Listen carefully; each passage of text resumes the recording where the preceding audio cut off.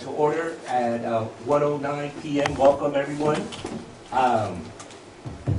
Could we please have the roll call, David?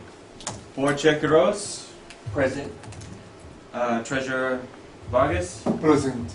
Member Gonzalez. Present. Quorum is established with 3 members reporting. Excellent. Item 2 is the approval of the agendas. I have some modifications. Item 4.1, the approval of the board minutes. We're going to table that to the next meeting.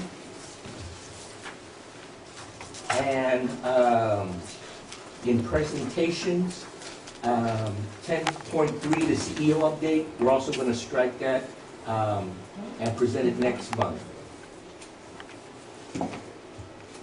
Any other changes? There's a move of, Oh, I'm sorry, you're right. And we're moving item 11.3, the amendment to the bylaws, up to 5.1. So we'll hear that earlier.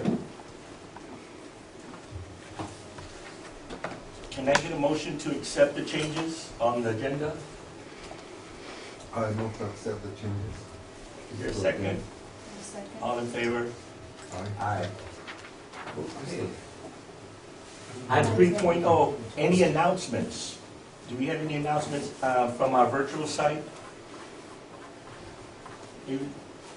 No announcements. Okay. But I will just make a quick announcement. Just welcome Maribel Gonzalez. This is her first board meeting. So, welcome. Thank you for being here. Thanks.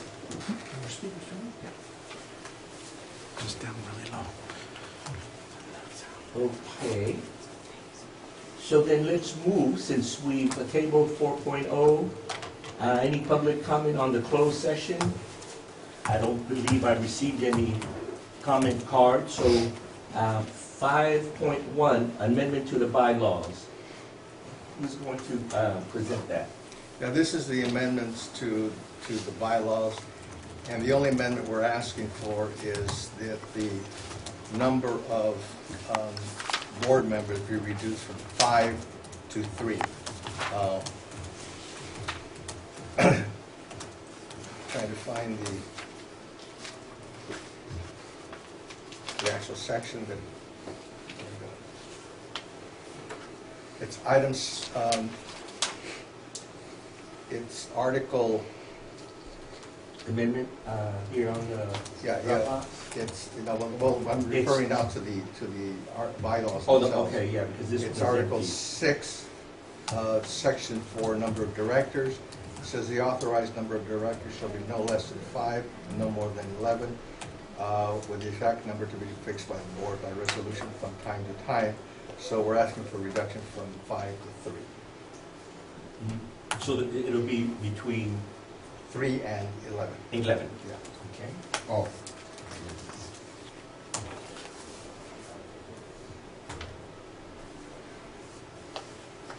Any discussion on the proposed changes to the bylaws? Can somebody entertain a motion to accept the bylaws as presented? Well, I'll entertain, or I just make the motion. Okay, any seconds? Accept the range, I guess, the change in the range. The range, basically, right. From 5 5 to 11, to 3 to 11. Okay. Do I have a second? Second.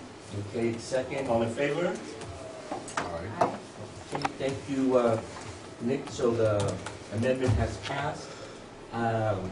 And now we're going to go into closed session, 6.1.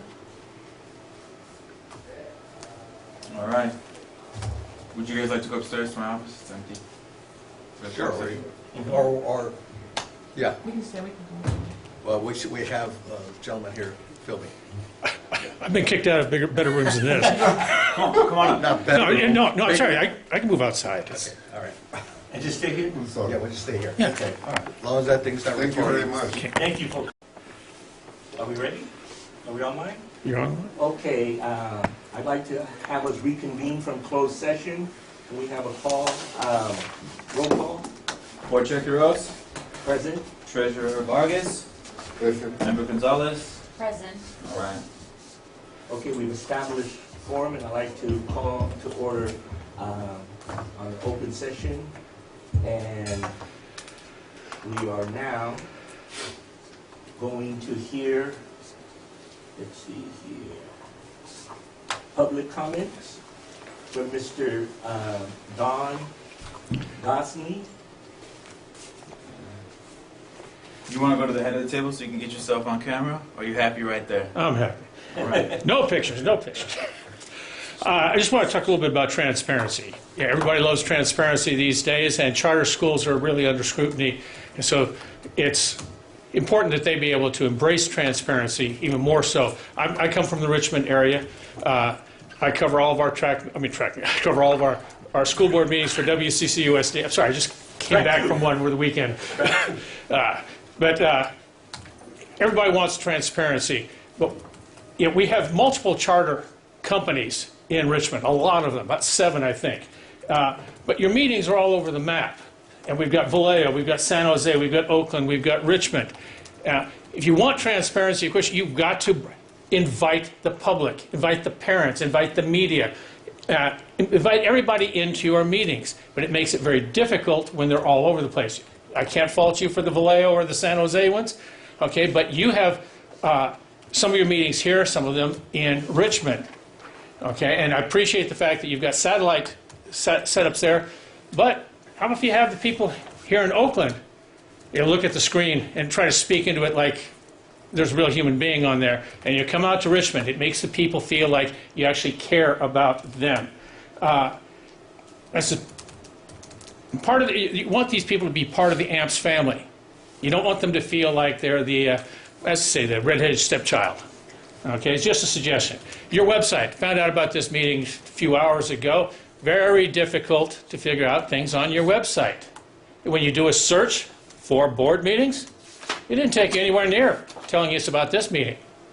Okay, you want if I'm going to come to a meeting, I want to be able to look at the agenda package, not the agenda, the package itself. How come we can't ever find the items that are included in your package so that we can review them? How are we supposed to talk to you? How are we supposed to advise you on these? It makes it very difficult. So anything you can do to help out on those would be appreciated. I thank you very much. Thank you. Thank you, Mr. Gosney. Any other public comments? Could you guys turn your mics back on? Oh. Yeah, speaking of transparency. Thank you. Yes. Thank you, Mr. Gosney. Are there any other public comments? If not, I'd like to go into item number 10, the presentations. We have to announce. Oh, the open that's session. right. Returning from closed session, it was approved unanimously to change the current title of the Chief Academic Officer to the Chief Operation Officer, which that position will be retained by Ms. Evelia Villa at an annual salary of $157,000. That was presented, recommended, motion passed unanimously. So congratulations. Mr. Congratulations, Ms. Villa.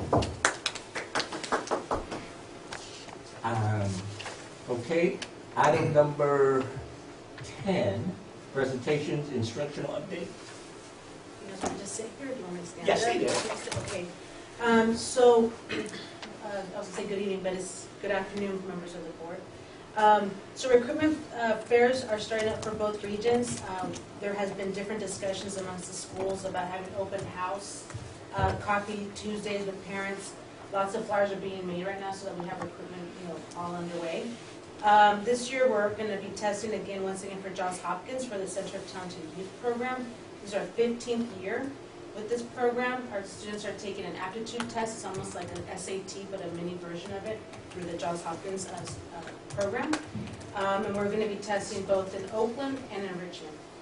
And this will be given to students from 3rd all the way to 8th grade. Students signed up. We had parent meetings, and students also were informed about the program. We went off some of them had to go off their test scores, and so we made recommendations, and so we're just solidifying the list, and so we'll be testing the 11th and the 12th.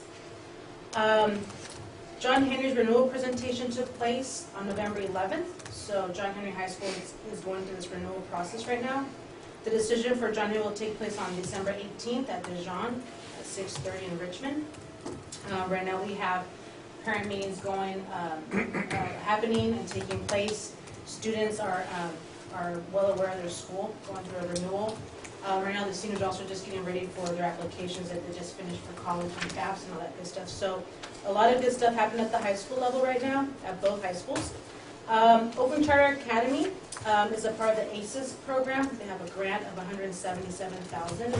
And currently OCA is going to be visited on Thursday, so we're going through like a visit, and they are coming through and giving us some maybe updates and also just giving us recommendations to make our program even much more healthier for our students.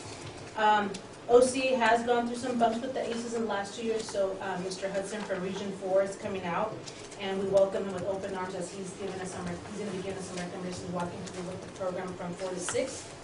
And at the next board meeting, I'll bring you all the results from the visit. I went ahead and attached all those documents from the ACES visit.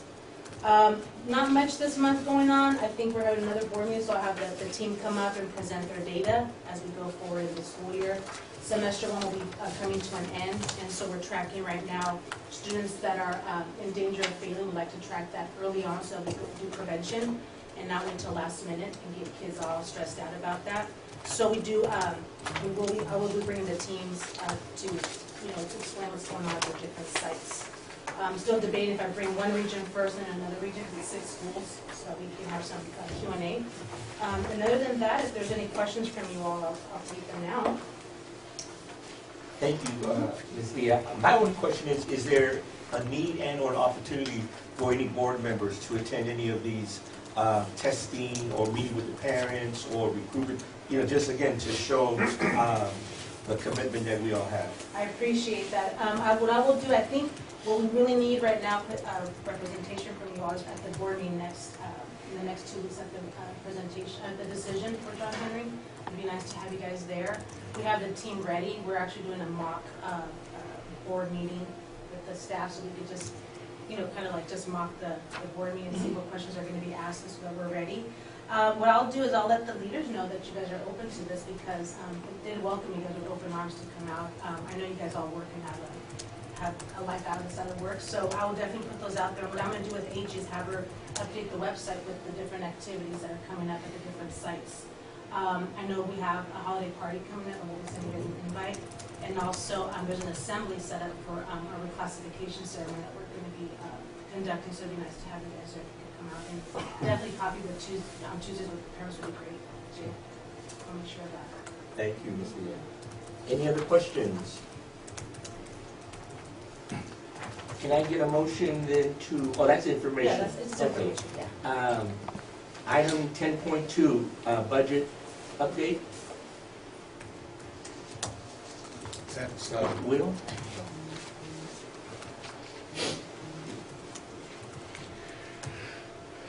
Well, until we get you, can we just table that for now until we find them and go into business item 11 and start with 11.1, the 2019-2020 first interim financials, which is also Will. Yeah. Okay. that's also Will and Kelly from EdTech.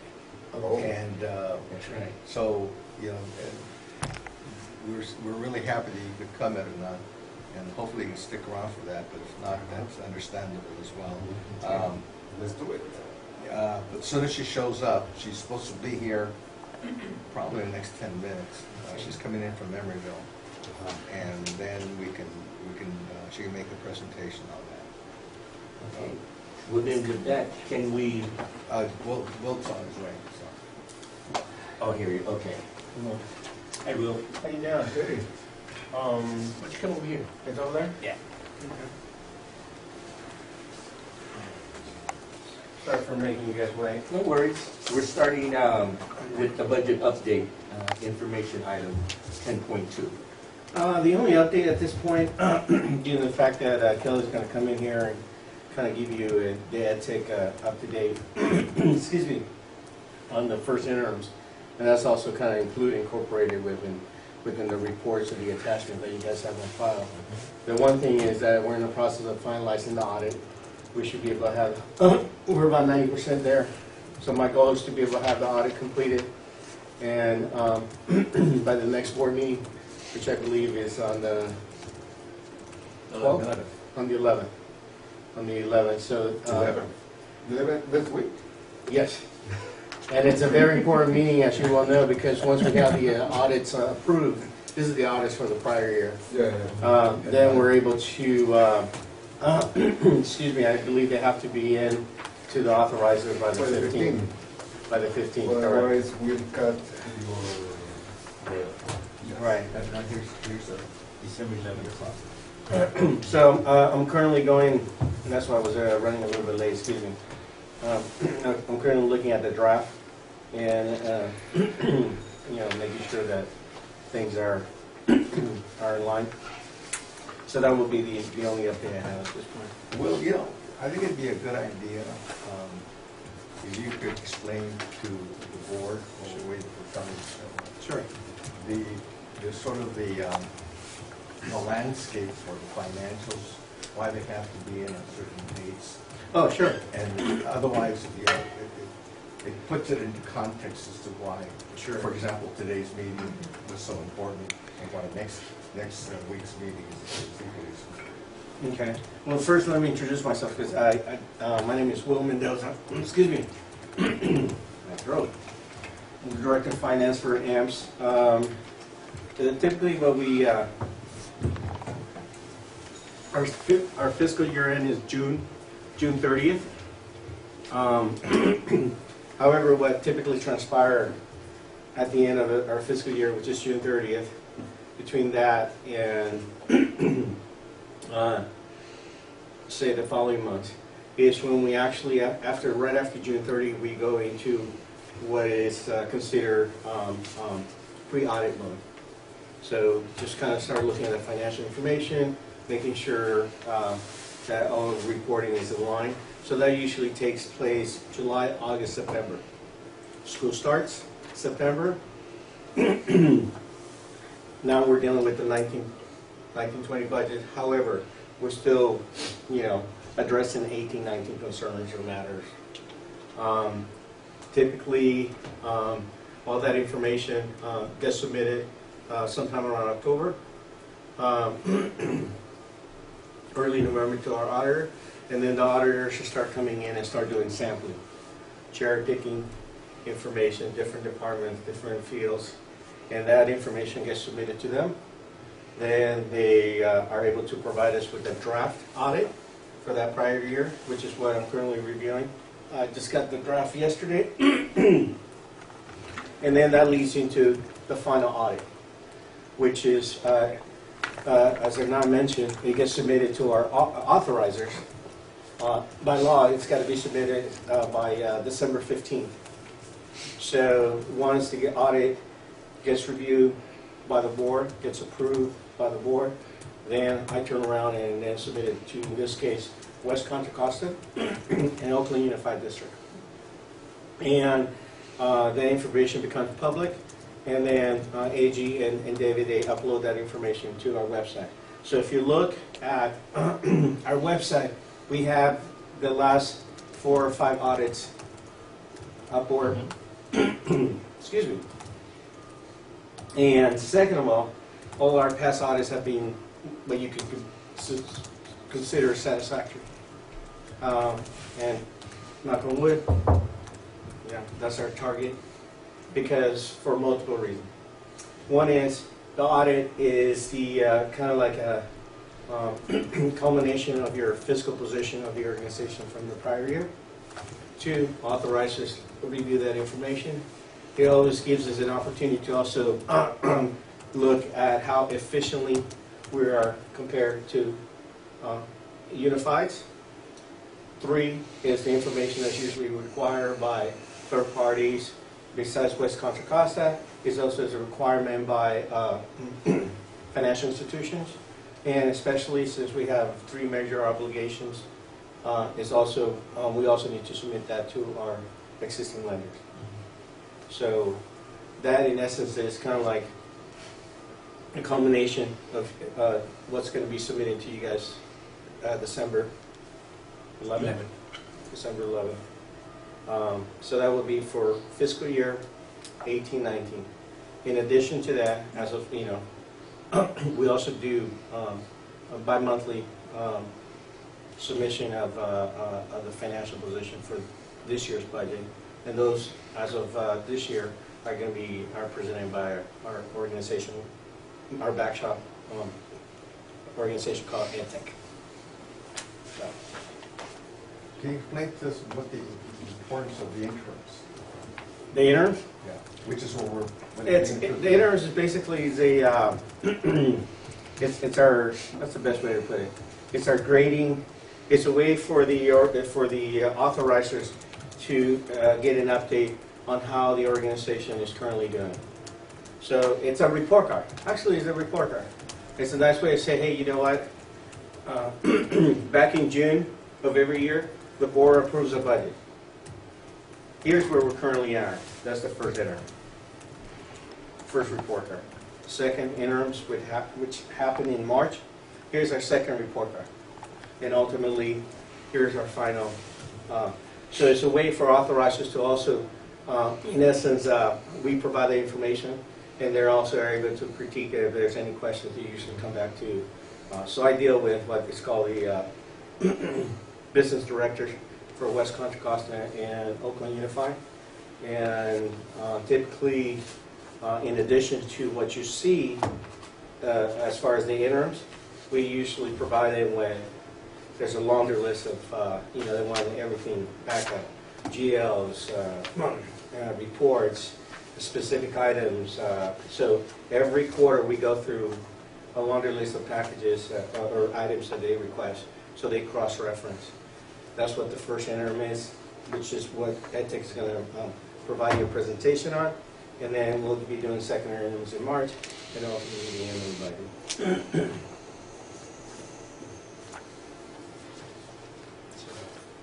I think Kelly's going to be, should be here, but if you want to move that item, it's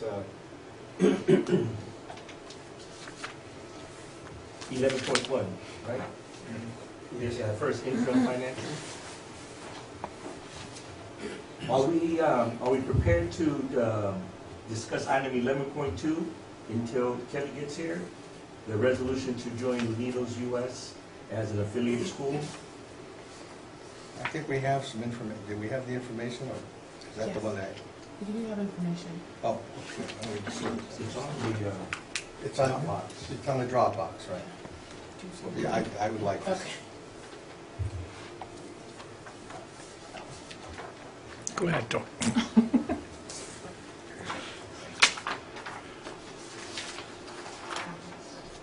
Holy crap.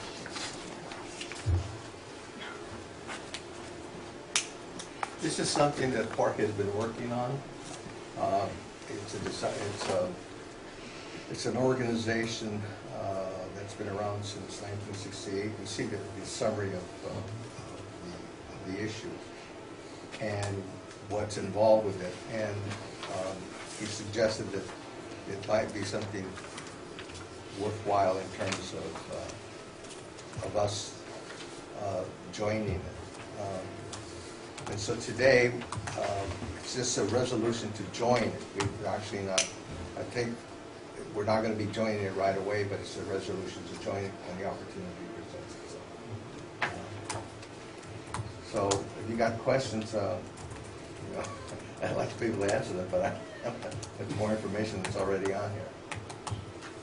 Now, this is the same organization that Jorge is currently doing a fellowship as a public school leadership development. Yeah, I think it used to be, what was the national? National Concilio de la Raza. Yeah, I think that's what it was,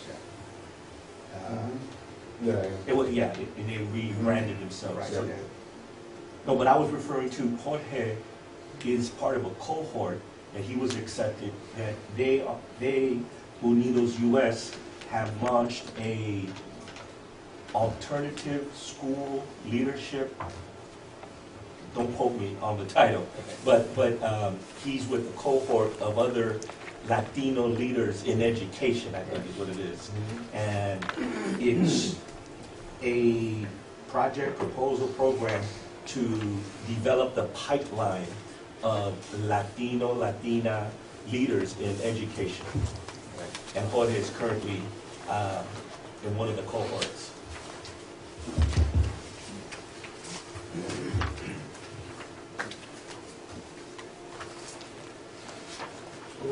Okay. Are any questions for Nick regarding the proposed resolution to join Unidos USA as an affiliate school? Yeah, No. I have a question. What are we, we're waiting for an invitation from this organization? Yeah, this all it is a resolution to apply when the period for applying opens up again. I think it's a month. Okay. That's all it is. So Maribel, which wasn't presented, but it's in the Dropbox, there's a whole step of required documents, like letters from the ED requesting affiliation, board resolution.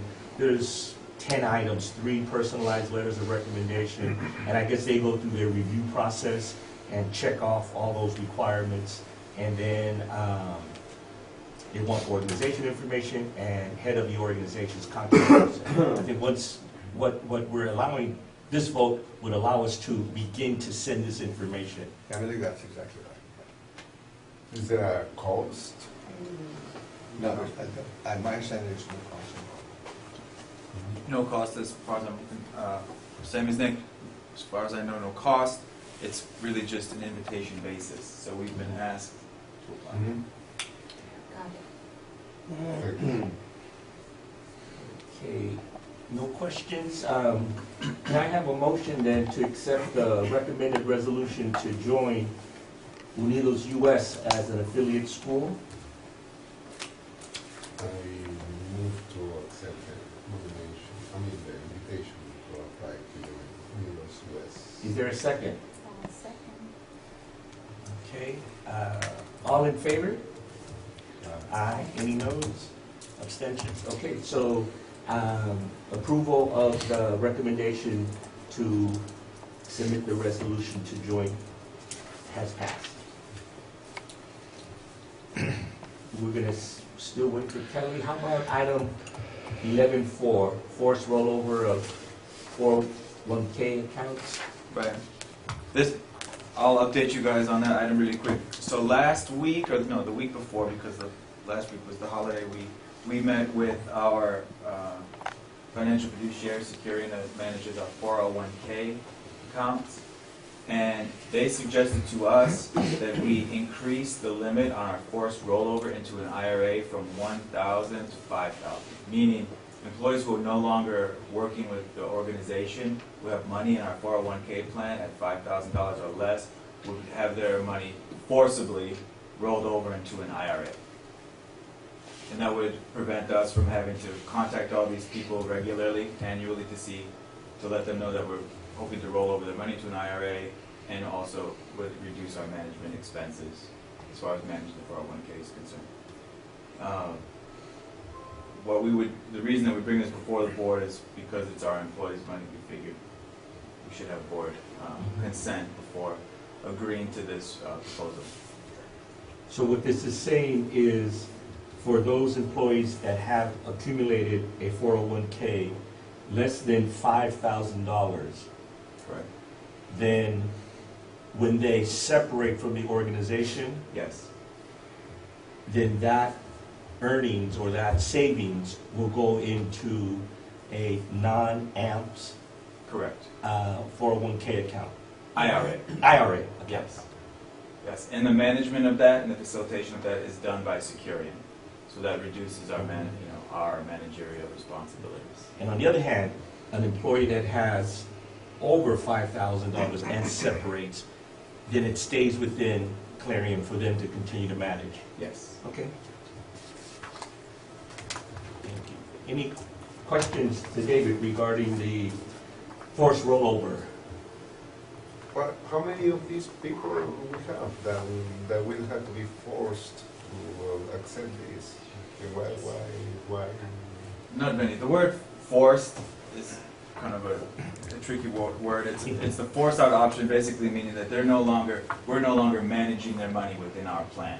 So it's removed to an IRA, so that they can they don't have to accept that either. They can say, no, I'll pull it in, I'll roll it over into a new 401k that I have A different with the one, company, or I'll just pull it out and put it in a savings account, whatever they want to do. So this is people that should have taken their money or made a decision already, but for some reason they haven't communicated with us Yes. or something. And it's our obligation to contact them and let them know. And now we're giving that obligation for these smaller amounts to Securian. And they contact them and say, we rolled the money over into an IRA. It's your money. If you'd like to do something else with it, here's how you can do it. And we already do that for balances between 0 and 1,000. So it's just increasing the amount. Not very many employees are impacted by this. And sometimes they forget Often, I think that's kind of how it goes. that they have this money in the 401k, and so they And then walk become away. and pleasantly forget it. surprised when it shows up somewhere. And this is a common practice. Oh. Like, Yeah, I think it's been done to me. It's very common. It's very I common. think I've Uh-oh. heard So you have the company, and then the company manages your money. We use this outside company to help manage the money in the 401k. And a lot of times employees just forget. And then you separate from that company and they say, oh, what do we do with this money? It stays in the plan. But that also increases fees for the company. So you can roll that money over into an IRA. So it's never going to be AMS's money or anything like that, right? We don't fool with the people's money. We just move it into another secure location and say, here it is. You can leave it here or you can move it. It's your money. Yeah, well, that was the concern we had, was that we had to do this constant contact with these individuals, because we don't know where they are once they leave. We know for a while, and then they move somewhere else, we don't know. So in order to protect ourselves as fiduciaries, we said, let's have them roll over. And there's no expense to the organization. No, but it's a savings. Likely. Yeah. And I have at the end of the meeting, I have a resolution here that you guys can sign. Maybe the treasurer will sign before he leaves.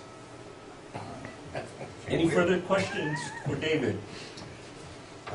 Is there a motion to accept the recommended change to the 401k account? I move to accept the recommended procedure. Is there a second? I second. Okay. Hearing no amendments, is all in favor indicate by saying aye. Aye. Any opposed? Okay, recommendation passes unanimously. Thank you, David. Yeah, no problem.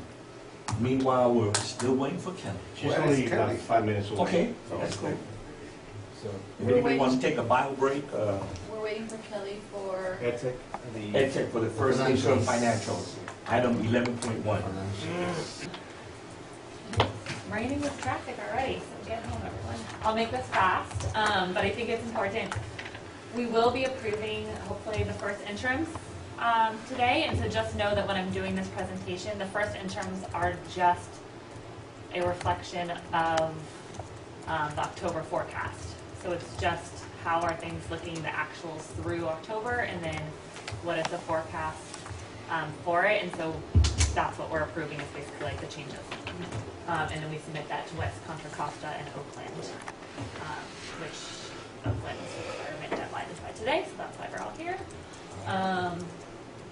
And we're going to go over an ADA update, updated annual forecast, cash flow forecast, and the first interims, and then the state legislation update, new charter school laws. Okay.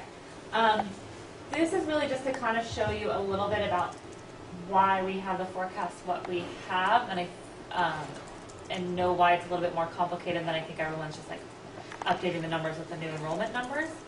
So the current ADA is what each school is currently forecasting, just off the most recent information we had, which we have a little bit updated because it's from like a few weeks ago. And then the year-to-date ADA is the average across all the months of school that we've had so far. And the forecast is what we have in the current forecast. And so I increased it slightly from the last month because as the school year is gone, you guys keep adding students, and so that's obviously a better.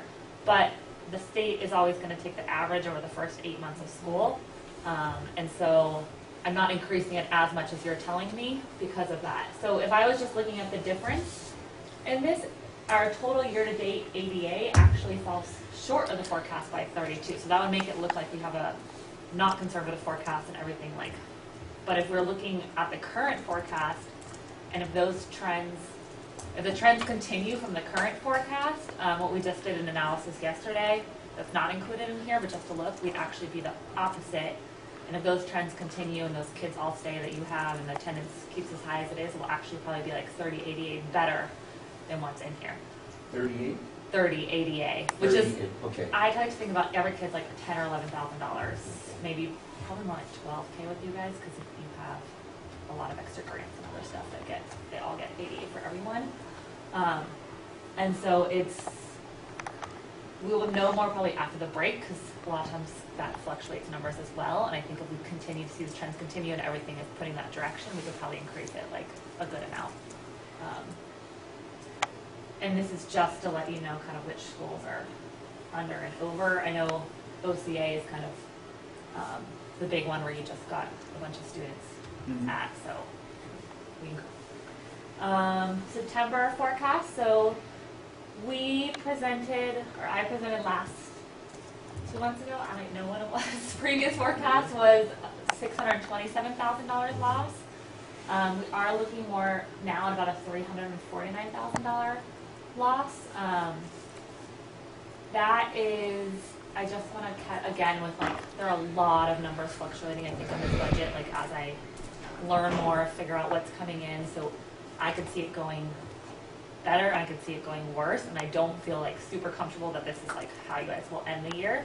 But I'm updating as best as we learn the numbers, and then just kind of letting you guys know that caveat. So okay, I'll tell you quickly. So most of just to know why we're looking better is because of some unexpected revenues that came in. So for example, I think there was like over 100K in e-energy bills, like for your rebate for, now I'm blinking because I read it again. So that was like something we didn't have in the budget, and so that was like a surprise, so like it was able to increase it. The other things that I did increase ADA, so we had some more money from those kids. And then the only other thing I think that was helping you on the expense side is that we had over projected, I think, the after school staffing. And so the trend that I'm actually seeing of how much we're paying for after school staff, I was able to lower that budget by quite a lot, even though we had added a lot in from your previous budget, even though some of the other staffing actually increased. We still have 14 or so open positions at this time, and so there's probably an update on that. Oh, I can say right now, but Okay, how many we have now? I'll let you know. And so that, and then obviously we haven't factored in a lot of like the changes, congratulations, and all that information will be different. And then federal, the other, we added some money to tech supplies, and then the other ones are just for budget categories that we're already seeing either about to go over, and so we know we're going to overspend in those areas, and so that's what we're looking at month to month to be a real accurate reflection of how we'll end the year. It's higher, but there's a bunch of part-time, so it's more like 60. Okay, so What it is. yeah, I would say, so I guess my big concern really is, one is looking at, if you're gonna look at your audit soon, you guys did end with a pretty significant loss in 18-19. If we're looking at 19-20, we can't afford to have, we don't have a big fund balance, we don't have any cash that we're dipping into, so I would recommend and like to see this extremely conservative budgeting, not hiring any more unless we absolutely need those positions, making sure that when things are getting paid for, it's making sure that it's out of the budget that we have. If anything, you can see the last one, like there weren't any actual like, it was lucky revenue kind of things coming through versus like cuts to the actual budget. But I really do think this is just not, it's a little bit scary for the school to watch this continue from year to year.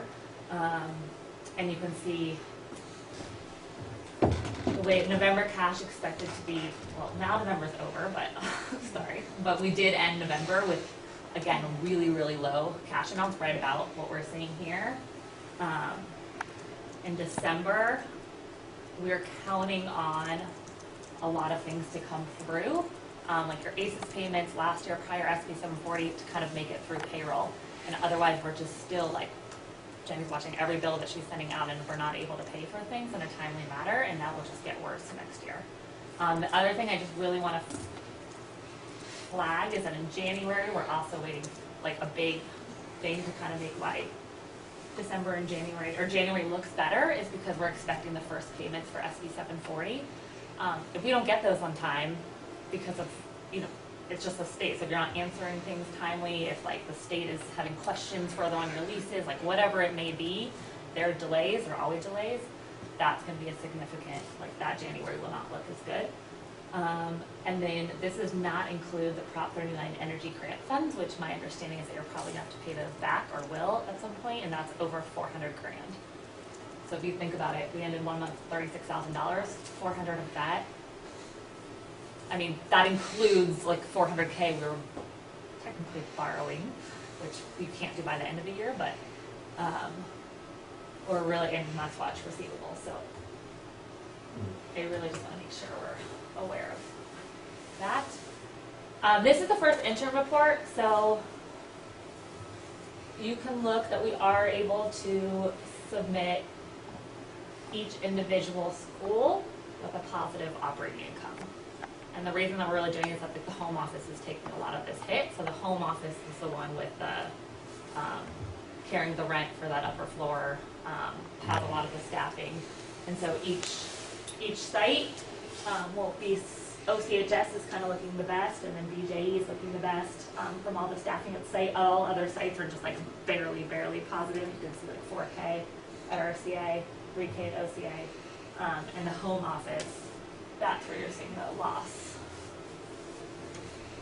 Yes, $1.56 million loss. And the home office, what is the expense of the home office? Home office expenses have a lot of, like any of, I'm just looking at all three, like, no, but it's a lot of like any people that are not teaching specific that are working upstairs, all of those salaries go into the home office. A lot of the rents, like for the upper floor, but then I think also sometimes a rent for a school that might not be able to afford it yet gets pushed to the home office. And each of the sites pay 10% of their revenues, the 10%, to the home office to help pay for that, but it's just not covering it. So you could increase that to like 20%, but then you're going to see all of the different home offices, or in all the different sites. You know, it's really just a, So it's all the same bank account, it's all the same money, it's just. Right. So the thought has been that as the schools are able to reach its maximum potential, full capacity, then we'll be able to pass on some of that operating expense or rent to the sites. But as you well know, for example, John Henry High still has about 2 years to go for them to get to that level, right? So they're growing. And if there's any other site that is not there yet, so we take on that additional expense through the home office. Can I ask a question? Assuming are you familiar with what the second floor build out, once all that is done and that ADA projection is calculated, are you familiar with what that would change these numbers to at all? That, it won't, the actual build out when the kids could come wouldn't happen for a couple of years, right?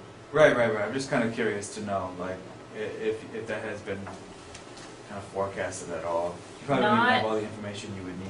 Yeah, I think from mine, it's still waiting for the, actually, I haven't done any modeling on it. Right. How onerous but would that be? the only thing would be is the only part that I would say is, again, up and down, is that we do have a lot of the interest projected in there from my understanding of a deal that could happen, but I don't think, I mean, it's not a lot, I just, like, I have no concept of what those terms. Well, we could maybe talk later. I'd be curious to know what kind of information you could get so we can get our heads around that a little bit. Yeah, I think there's there's a really easy way to do it, and then, yeah. So if the project does come into fruition, we're looking at, just to give you an idea, we're looking at a growth for that particular site of 250 kids. Additional. So as Kelly mentioned, roughly right now, on average, it's about 11,088 per student. 11,000 times 250. That gives you a top line rough estimate, right? But the reality is that even when you develop the project, it's going to take, 1 or 2, possibly 3 years. And that's where we either take out a third of that amount first year, or depending on what the model looks like, right? How many schools are rolling up via RCA? How many schools are going, or how many grades are going from BG to RCA? How much growth can RCA have, right? But part of that 250 also, if RCA is able to move up to the second level, that means it allows BJE also to grow. Yeah. I.e., you may recall I think it was last year we kind of X'd out the pre-K because we couldn't grow. So we didn't have a PK class. But once that project is able to complete, then we could say, they can BJE's PK grow by an additional 60 kids within the 250, right? But these are projected away. Yeah, There are too many variables going. there's a lot of, but ultimately, Why don't we just continue with Yeah, the presentation? Sorry, I didn't mean to derail us. I was just kind of curious. Good If we could question. talk, and if you had enough information, could we do some modeling? Yes. Hmm. And charter school transparency law. So, sorry, my brain switched gears. Okay, so this, you probably know a lot of it. This is really tough thing to do, and I think you guys are doing most of this, but this is gonna be, what starts, and so you're doing the two-way conferencing, right, all that kind of stuff. Public record requests, you have a certain amount of days if someone asks you to give it back. Those Form 700s for the boards, is that all been happening? Okay, so I think you guys are pretty on to just because I've seen that all, but, and then within the county boundaries, and then following the Brown Act, which most schools are already doing, so that one. And then another kind of big one, this is really the reason why I included it for you, it's in fact July 1st, 2020, is this has more to do with if you're thinking about moving any sites. Hopefully you're not, but it's triggering now that most likely you would have to get material revisions for that, which it wasn't exactly clear before if that was necessary, it was more up to the authorizer. And then most of this has to do with just if you want to add new grades or sites, otherwise it's for completely new charters that are affected by this, so that unless you, well, I guess you were trying to open the supplemental sites. So once you're trying to set, just know that there's a lot more challenges. And then the next one. Oh, sorry. No, go ahead. Next one's fine. This, yeah, it's not. It's more for knowledge if you decide. And then this one, you probably, hopefully, have already heard about the new requirements for credentialing. Has that been covered? Okay. See, so it happens. Big schools already know this. And how about the independent contractors and eligibility? So this is more like, it's pretty much the same as the law, but they're just making it a little bit more clear, is my understanding, and it's going to be more fun. So basically, if you have like contractors, like a math consultant or something that you're hiring out that's doing the same work, and These are 1099s, right?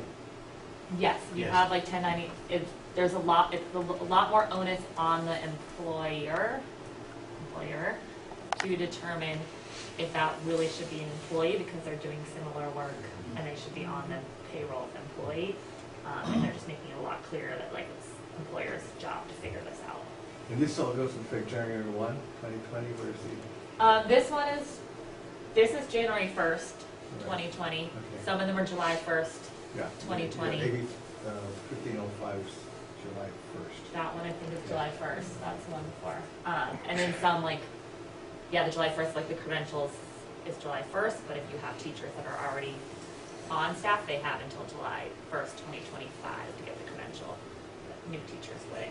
And I think there's a lot of, from our understanding, we had someone from YMC come talk to us for too many hours. It's just you know, it's gonna be a lot of test cases and seeing like where this plays out, and there's not a lot of clarity in every question we ask. It's like, I don't know, maybe, like, we'll see. So that's it. Thanks, guys, for saying. And then I think, well, if it's on there, to officially approve that interim. Yep. Okay. So, thank you, Kelly and Will. Is there a motion to accept the 2019-2020 first interim financials? Can we ask questions? Yes, I thought we did, but go ahead.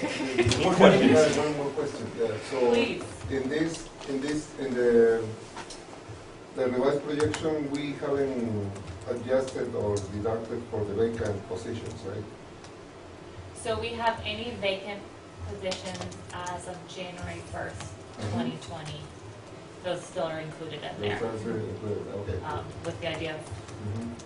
maybe some got hired in December, some after, but we'll fill it as we learn. How much money was that? How do you have any idea, more or less? How many positions? I think you mentioned a number of positions.